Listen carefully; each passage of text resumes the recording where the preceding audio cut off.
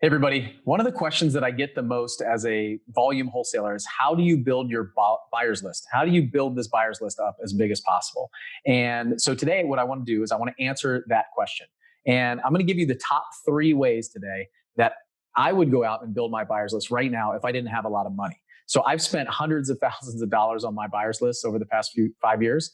And what I've been able to do is take my average profit per deal from when I started to about $6,000 to now where we're making about $20,000 per deal in the same markets.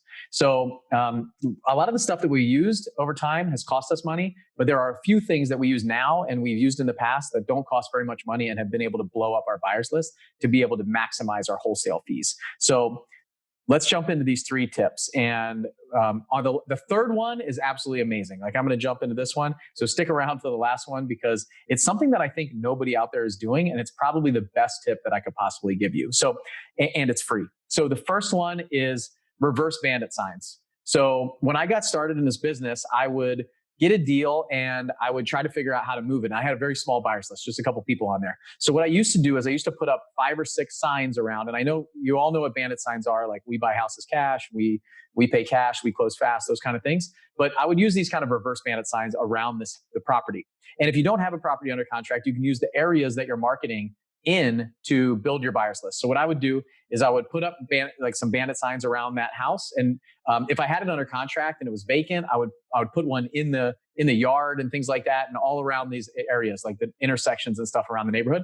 And it said, typically, like I would put cash only, 3-2, like investor special, maybe handyman special, stuff like that, and have my phone number on there. And not my personal phone number, obviously. We'll talk about that in other videos. But a phone number that would kind of forward to either a voicemail or to a call rail to me or one of my team. And so what that did was, what I saw was other people in the neighborhood would call on that and say, hey, it looks like, where's this house? I'm interested. I have some cash. So I would put like 3-2 cash only.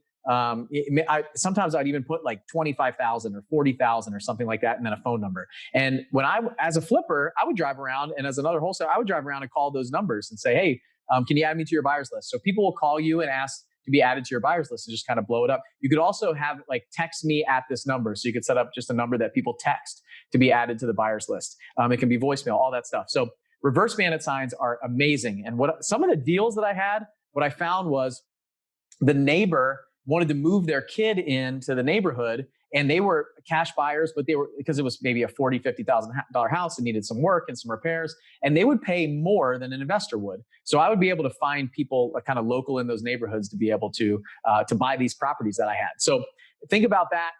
That's one option. It's a great option to sell your houses for a little bit more money and also to build your buyers list. So reverse bandit signs work really, really well. And how you word those, lots of different options there. Number 2, and this is one that's happened more recently for us, probably over the last year or so, is Facebook groups. So Facebook groups, and I'm talking like RIA groups, areas where there's a ton of investors. So whenever we go into a new market, we look for the local groups. So there's a bunch of real estate investment club groups and meetup groups and stuff like that you can join in the local area. And I don't mean, first of all, you can say, hey, I'm a new wholesaler in the area. Do you guys want to be added to my buyers list? And the people will put their emails right there, right? And possibly their phone numbers if you say, I also text out my deals.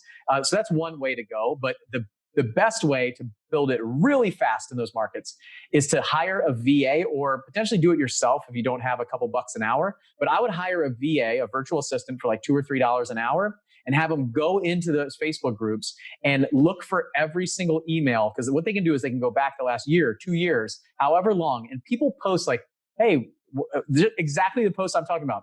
I want to build my buyers list. What's your email address? And they're posting their emails in there from like the last year. And so when we just went into a new market, we got 1,000 email addresses in like a couple hours of a VA's work. They're just putting it in spreadsheets for us. And then we take it and we put it into our system. So this is a phenomenal way to build your buyers list.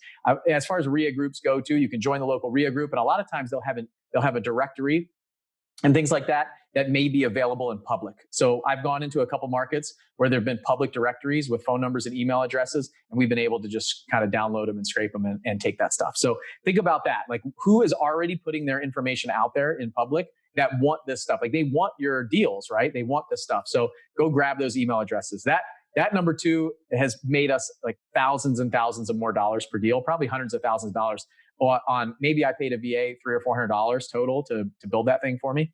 The third one is probably the best tip that I can ever give, and it's overlooked by so many wholesalers. So many wholesalers. It's crazy. So what I do is I get on every single other wholesaler's list. I get on their buyers list, and every time I get a deal emailed to me, I save it. So I'm not talking about being unethical here where I'm trying to go around them to do the deal, but I'll save that address. So that address goes to a spreadsheet. And then we wait for that property to close. And then what we do is I'll add every single deal that a wholesaler sends out, and the bigger wholesalers, you can get on the really big wholesalers in your area, add them to that spreadsheet. About a month later, 2 months later, go back and search that address and see who bought it. If you can see who bought it, then that is a cash buyer. That's somebody who bought from another wholesaler that may or may not be on your list. If you're brand new, likely they're not. And then you can very cheaply skip trace them, get their number or get their address, send them a card or give them a call, text, ringless voicemail, something like that, and say, hey, would you like to be added to my buyers list? I'm doing deals in this area. It looks like you're buying. I mean, these are true cash buyers. These aren't the people that just get added to your list and say that they're cash buyers when they're not, or they're just looky-loos. These are people that are actually buying, right? They bought a house. Then you can talk to them. Hey, what are you looking for? Are you buying? How many houses are you buying? Is this are you working on one at a time? Are you looking for more in this area? Those kind of things. These are true cash buyers. Absolutely amazing. So this one is something that takes a little bit of time, but it hardly takes any money at all, if not none, if you're looking them up in the county records and trying to figure out who they are. And then maybe go find them on Facebook or on white pages for free and all this stuff. So very, very valuable way to add and blow up your buyers list. So those three: reverse bandit signs, Facebook groups, and it's kind of like this reverse cash buyer, right? So whoever's buying in the area. These three ways have blown up my buyers list and have absolutely destroyed it for us. Gone from $6,000 to $20,000 per deal. And in some of our bigger markets like Nashville, we're over $20,000 on average, $25,000, $27,000 per deal, because we're able to build up a very hungry, very frothy buyers list that wants deals all the time, and they're actual true cash buyers. So thousands and thousands of people in every city that we're in on our buyers list, and has allowed me to grow my business. So hopefully that helps.